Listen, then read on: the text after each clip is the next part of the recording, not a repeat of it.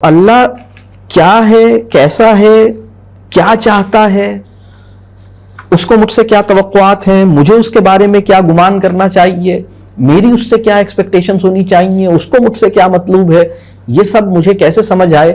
اب اس کو بہت اچھی طرح بالکل واضح، جس میں کوئی شبہ ہی نہ ہو، اس کو سمجھنے کے لیے اللہ کا احسان ہے کہ اس نے اپنا کلام ہمیں عطا فرمایا ہے، اس نے کلام نازل کیا۔ اور اللہ کے کلام کے بعض مقامات ایسے ہیں جن کو میں چاہوں گا کہ آپ نوٹ کر لیں، یعنی یہ وہ مقامات ہیں جو اللہ کیسا ہے اور کیا چاہتا ہے، اور میں اللہ کو کس طرح جانوں اور اللہ کو کس طرح سمجھوں اور اللہ کو کس طرح، یعنی اللہ کے بارے میں کیا گمان کروں اور اللہ کو کس طرح پہچانوں، اس کے بارے میں اللہ نے اپنے کلام میں خود میری مدد کی ہے۔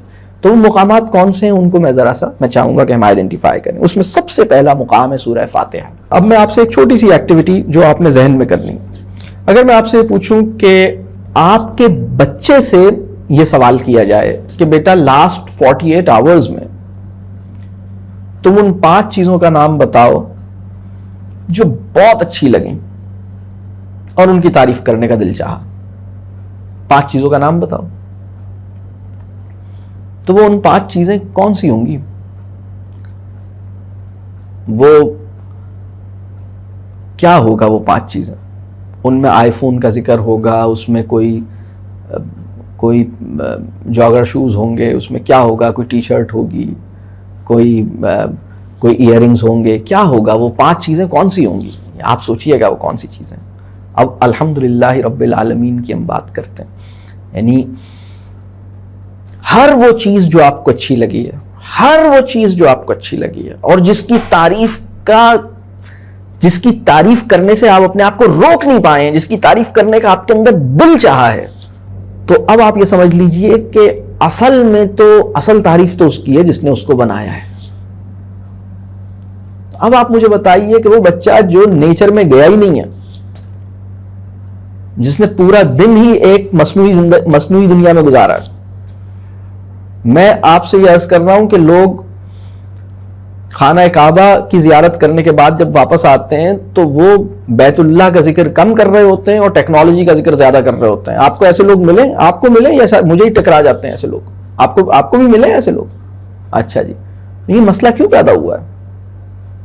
یعنی ہم نے ایک ایسی جگہ جو اللہ کی نشانیوں سے بھری ہوئی تھی، ہم نے ڈزنی لینڈ بنانے کی کوشش کی ہے۔ ہم نے کیا کیا ہے؟ اللہ ہمیں معاف کرے، ہم کر کیا رہے ہیں؟ تو ہم نے نشانیاں تو بس کہیں اوجھل ہو گئی ہماری نظر سے، نشانیوں کو تو ہم نے دیکھا ہی نہیں، نشانیوں میں تو نشانیوں والی بات ہمیں محسوس ہی نہیں ہوئی۔ یہ بہت اہم مسئلہ ہے کہ ہم اللہ کی نشانیوں کو محسوس کریں، اور پھر ہمارا دل جب ہم اس کی عظمت کو محسوس کریں اور ہمارا دل اس کی تعریف کرنے کو چاہے، تو پھر ہم اس بات کو سمجھیں کہ تعریف کا حق تو اس کا ہے جس نے یہ ساری چیزیں پیدا کی ہیں۔ اتنے خوبصورت پھول کو جس نے بنایا ہے، اس کی تعریف اصل ہے۔ یہ پھول تو اس کی موجودگی کا پتہ دے رہا ہے۔ اور میں اس میں بہت اپریشیٹ کروں گا کہ آپ اقبال کے کلام کو پڑھیے، جس نے کائنات میں بکھری ہوئی جو اللہ کی نشانیاں ہیں ان کو بہت خوبصورتی سے بیان کیا ہے۔ اور اگر اس میں آپ ورڈزورتھ کی مدد بھی لینا چاہیں تو اس میں بھی کوئی حرج نہیں ہے، اس نے بھی نیچر کی جو بیوٹی ہے اس کو بہت خوبصورتی سے بیان کیا ہے۔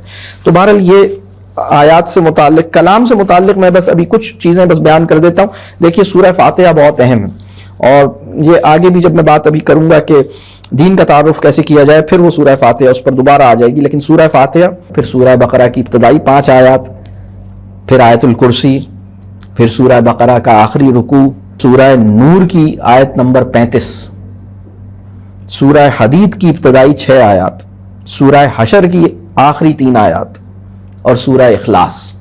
یعنی اگر یہ بہت ہی منیمم کریکلم اگر ہم سیٹ کریں کلام اللہ میں سے کہ بھئی کلام اللہ کے وہ مقامات، قرآن کے وہ مقامات جہاں اللہ اپنا تعارف کروا رہا ہے، یعنی اللہ اپنے بارے میں کھل کے بالکل واضح طور پہ بتا رہا ہے کہ میں کیا ہوں، میں کیا کر سکتا ہوں، میرے بارے میں تمہیں کیا جان لینا چاہیے، کیا سمجھ لینا چاہیے، تمہیں کوئی کنفیوژن نہیں ہونا چاہیے میرے متعلق، اور یہ میں بتا رہا ہوں تمہیں۔ تو یہ وہ مقامات ہیں۔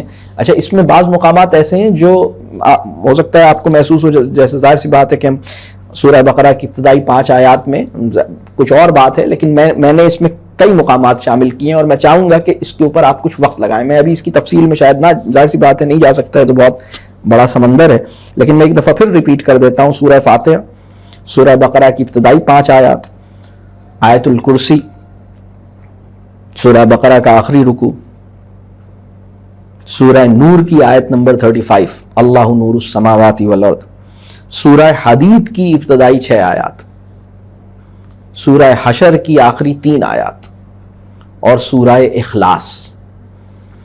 یہ وہ مقامات ہیں.